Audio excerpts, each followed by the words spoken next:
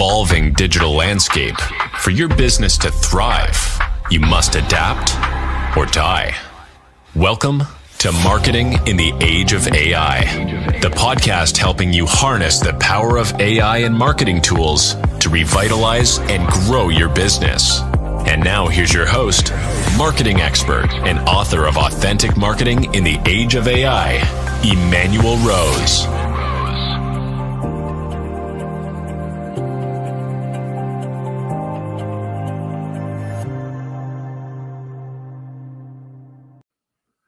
Welcome to this episode of Marketing in the Age of AI.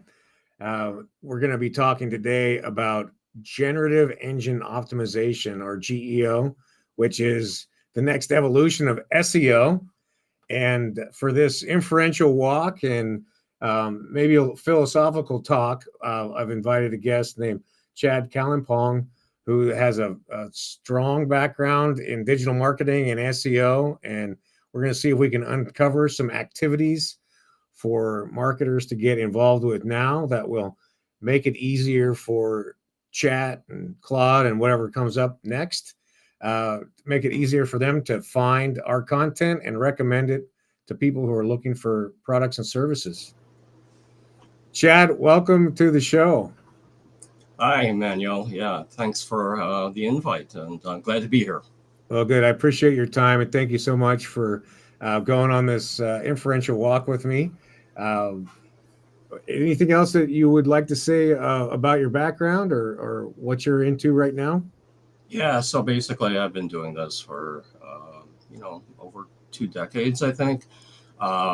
It was primarily a leap into something different for me. I was starting out in graphic design, actually, and then building websites, and that was back in Hawaii, so it was a fun time. And then I said, these sites have to be, found somehow. So that was the beginning of the SEO age back then, very wild west, and so I've been doing that for a couple of years. I work, I've been in-house, I've been in, small agency environments. Now I'm just doing some consulting work, freelance work. So I take on, various clients, in different industries. But it's a fun world. I like it. It's constantly evolving. Yeah, and now I think this is probably the most dynamic marketing's been in a while. Wouldn't you agree? Yeah, exactly. I mean, even today, I was just on, looking at forums and stuff, and boom, there's a different change, a new change, with Google, which everybody knows about. It's always something, and it's you could jump out of your seat and get scared, or you can embrace it. I think you just have to embrace it, really, and evolve with it, adapt if you're in the same field, For sure. Yeah, I think that's a critical part is just being aware that it's changing and testing things and being educating yourself, right, to see what's working and what used to work and what's continuing to work. Exactly. So the structure of kind of modern SEO, right? We've got keywords, we got long tail keywords, we got latent semantic indexing, we have content that is relevant, and then we have a lot of interlinking and social signals. Anything else that was just at the highest level that you? Yeah, really. I mean, it's still about, content and relevancy. Obviously you can have a website with all the best practices, but, who's going to want to engage with your site? Who wants to see, what you have to offer, So really that's pretty much all of it, from a, basic standpoint, but really is about, if a tree falls in the forest, anybody can hear it, so, basically if you build a website, can anybody find it? So right. You have the basics, and that's been ongoing for, as long as I've been in the field. So, yeah. And so with these, I just heard a story from a friend who's also a marketer. He says, like, my client just said they got a prospect from somebody who's doing a Claude search. And he's like, isn't that amazing? I'm like, yeah, that's amazing. That's what this new thing is. It's called GEO. And And so if we start to look at, we say we have these practices that are fundamental to SEO. What sort of kind of bolt-on concepts or narratives do we need to start thinking about for GEO and for the LLMs? Yeah, I think it's fairly new. So I think the basics have to be there. Whatever the principles of SEO, as it's been defined and as you put together, that still is, the first pillar, I think. You know, that will never go away. And Okay. then on top of that, you have artificial intelligence, right? That's really what this new era is of search, and all these chat GPTs, these perplexities, these Geminis, all those names, they're all artificial intelligence, which has been with us for a while. Sure. Just now put into the search world, so I think you build upon it by having that foundation and making sure that you then add to it. I mean, a lot of times, you look at a website and you read something, whatever information they have, is it an authoritative type of, article or, whatever information that you see. So you have to add that authority to that. You have to cite resources. You have to make it, compelling as far as its consistency throughout your website, because AIs they're trying to learn from the web. It's a lot of information, Right. So whether it's Google or Bing or Yahoo, whatever, they're pulling all this information together, and come on, it's artificial intelligence. It's not your brain, right? Yeah.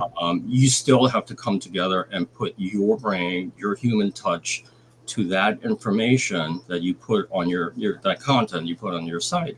But it can't just be made up. It has to be something that is vetted out there, make sure that you have, if you're the author, you put your bio together there. So if you're like someone like you, Emmanuel, you're pretty much out there, and you're kind of like well known, and so you're an authority. So that vets that content, right? It wasn't just put together by some intern from high school or college or whatever. Right. So yeah, things like that have to be in consideration of the basics that you've already put together. Yeah, so this idea that I like that where you're going, where you're including the citations and quotes and citations for the quotes, right? Mm-hmm. Is there anything like on the back end with like the schema or anything like that we need to be paying attention to? Yeah, well, schema is always going to be important, right? And really, it's just the basic technical SEO aspects have to be there. Schema, OG, or if you're an author, make sure that you have the author schema. If you have like a menu or recipes, you have that schema. But I don't know if there is anything beyond that really addresses, that special extra beyond schema.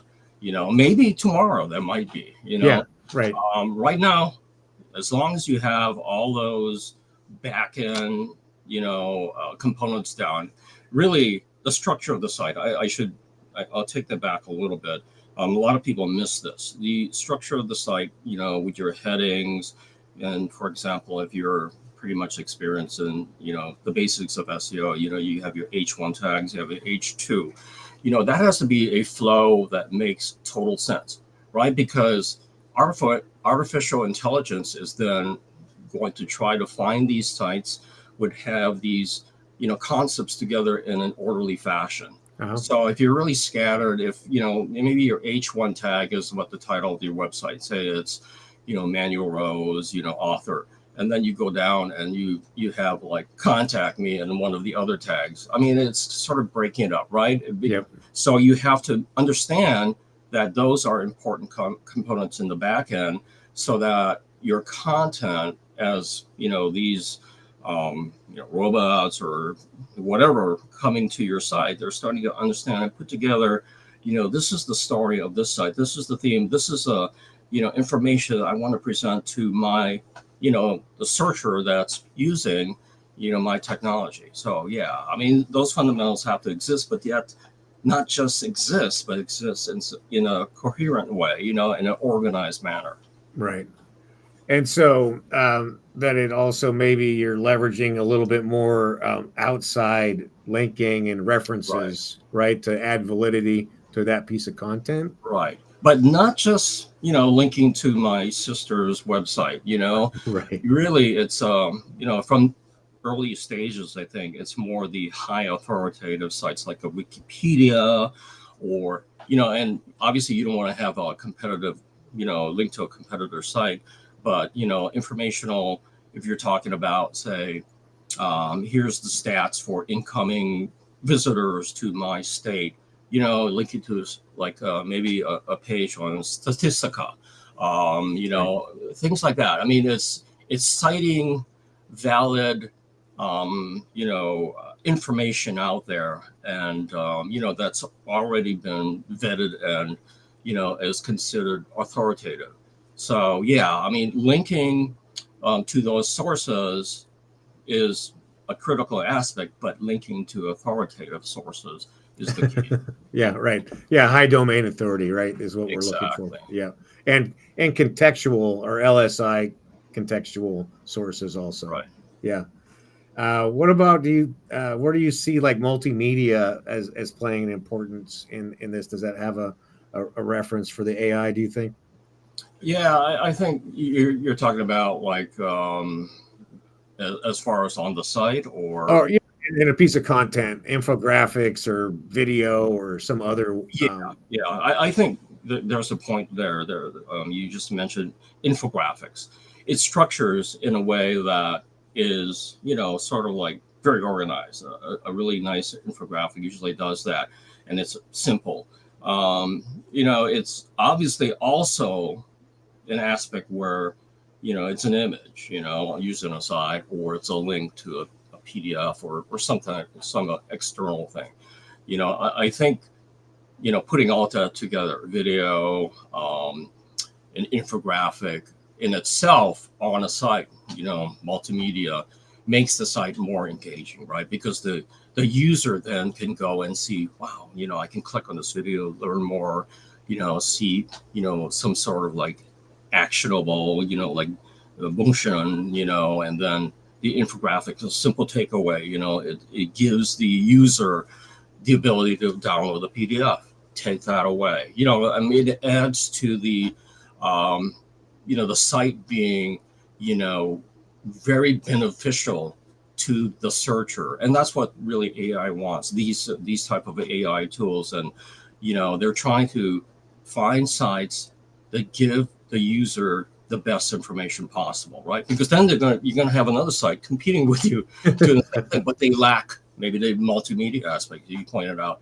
and so that site doesn't get that much of a vote, for the AI module or the model or the LLM to therefore take it to the top of the page. If you're using Google, for example, or if you're even using your phone using Gemini. Yeah, so this idea that it's we have to treat it, number one, as a search engine, and that the AI is going to recall that it sent somebody on that same query to a site, but they came right back or they disappeared, right? And there's no dwell time, right? And so then you're going to get discounted the next time that search comes up in that model, right? And that really is back to the basics, right? That's engagement. Yeah. Right. So that's always been there, and whether, Google gives us, all those insights into what works the best, the Google leaks, for example, you have to kind of like decipher that and say, what did they really, find out from those leaks? I mean, but, things like engagement has always been critical, because it's like the popularity of anything, right? If you're popular, off stream as you, Daniel, people will want to like find out what's your next story, what's your next podcast. Yeah. If you're like me, I don't do podcasts, so but I am, maybe an authority in another way. If you look on maybe my profile and you say, oh yeah, I know, he's really good at this technical SEO, whatever. So he's kind of an authority on that, so that's what the AI is looking for too, right? So basically, um, the authoritative content is always going to win. And it's then going to be the engagement of people going to that content that's going to win, because that's what the signal is going to, these models. Yeah. And so what I read too is that it's going to be looking and highlighting content clusters. So interlinking your own content, which is another standard SEO process, right? Right. So that you have these bundles of content. Right. Yeah. And that's really there's, the pros and cons, right? Because these bundles of content.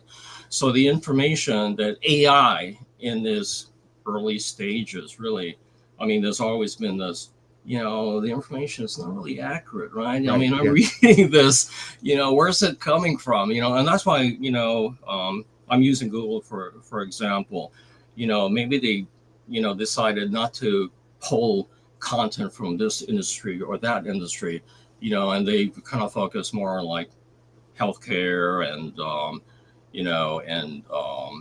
sort of like business, big businesses and, versus, something like, I don't know, travel has been taken out, for example, for some reason. But, the content has been, in the early stages, like very suspect, so because like you said, they're grabbing it from all these different sources, right? And who's to say that these sources are all authoritative or valid? Right. Oh, I'm tracking now. So the idea too, early on, we saw a lot of hallucinations in answers, right? Exactly. And so that makes sense then that in order to be valid and in order to counter that, you've got to have all your sources and citations and grounding that you're a reliable source. Yeah, and that's what's this next level, right? They're evolving this technology. This next level is looking for more. So this is the geo part of it, right? It's even doing a deeper dive into the content out there, and has, for lack of knowing the exact technology behind it, and it has more of an understanding of what it's supposed to look for, so that it doesn't create, people may have to look up the term hallucinations out there, because it has other meanings too in the dictionary. But but it's almost similar, So they've refined it, and they're even testing. And like I said, I just saw something coming across that. They're adding links to some sources now, and they're testing that. So it's if you use Google as your example, they're always testing. It's forever test mode, right? It's always a beta out there. And sometimes they put things out that doesn't quite work. And so people kind of like hesitant. But I like to put out another way to look at it, AI, in that form, yes, it can be very confusing until they refine it. But people use AI too, right? They use their own AI to try to create the content too. So that adds to the mess out there, because you got content that's put together without human thought, I'm going to put a bio of Emmanuel Rose. That's going to pick up information all over the place, right? And maybe even the wrong Emmanuel Rose. Exactly. The wrong name will come up. The wrong person is referenced. So, it's crazy. Well, okay. So it's still, we accept it. It's still the wild, wild west. Just talk to me a little bit about which are the tools that you like. You mentioned Perplexity. Is that a tool that you're using every day, or what's kind of your everyday stack? No, I mean, I don't know of all the tools. I mean, there's a bunch of them out there. I use Gemini only because I like to test it on my phone, right? Because there's a different way a phone sort of like kind of like grabs the traffic, right? Because you're walking around with a GPS kind of thing, right? So whereas on the computer you can have a VPN on it, and you want to be like in a different part of the world sometimes when you search. So I use the AI overviews, that Google search there, which is a form of Bard, I guess they changed, and then it's a form of Gemini actually too. I haven't really tested Perplexity, because if you kind of like start testing everything at once, you wouldn't understand, sometimes, the different nuance of that first one, because it's so new. Yep. So, but eventually, I think for those that want to get into the geo part, want to enhance and build upon the SEO basics, you need to test all of these different AI platforms, as much as the popular ones that are out there, because there's going to be so much. The competition is high. I mean, everybody's trying to put together some kind of search engine. Even people that, think that Google and maybe Bing are the search engines, others are trying to come into the space, right? Sure. Yep. So, okay. So I like that you're focusing on one at a time versus yes. trying to flatten them all at the same Right. time. Yeah, I gotcha. And then, are there certain newsletters or resources that you're using to stay on top of this GEO concept? Yeah, I follow, it's, plus and minuses as far as, how you look at these, but like Search Engine Land, or, Search Engine Journal, or, Search Engine Roundtable, those kind of places. Yep. I think Roundtable is pretty good, because they encompass all the different, platforms or news, services out there about search. But, the caveat there is, the information is only as good as, what you can actually apply. Because, you as an SEO, like I, practice, SEO on different, projects I work on, but it's limited as to what you can really do. Sometimes maybe you're in the hotel space, or you're in the financial space, right? Yep. So it's different in, different industries, and you apply, I mean, the travel space, easier. There's no limits to a lot of things you can apply. No compliance. Yeah. Yeah. No compliance is right. Financial space, you've got legalities all over the place. Right. So there's different things. So it's going to have limitations as to what even an AI can pull, if they want to pull that, because they could be pulling information that's inappropriate or wrong, or illegal, like you're saying. Yeah. Exactly. Yeah. All right. Well, that's good. So I guess if you were just to give one piece of advice to a marketing manager, what would you say about how to stay on top of GEO? Yeah, I would think you have to be embracing, the knowledge that this is the next generation, right? So if you, as a company, as a marketing department, digital marketing department, SEO, if you have SEO applied, hopefully you do, you basically say, these are the basics, but you still have to be better at learning all the different aspects of SEO.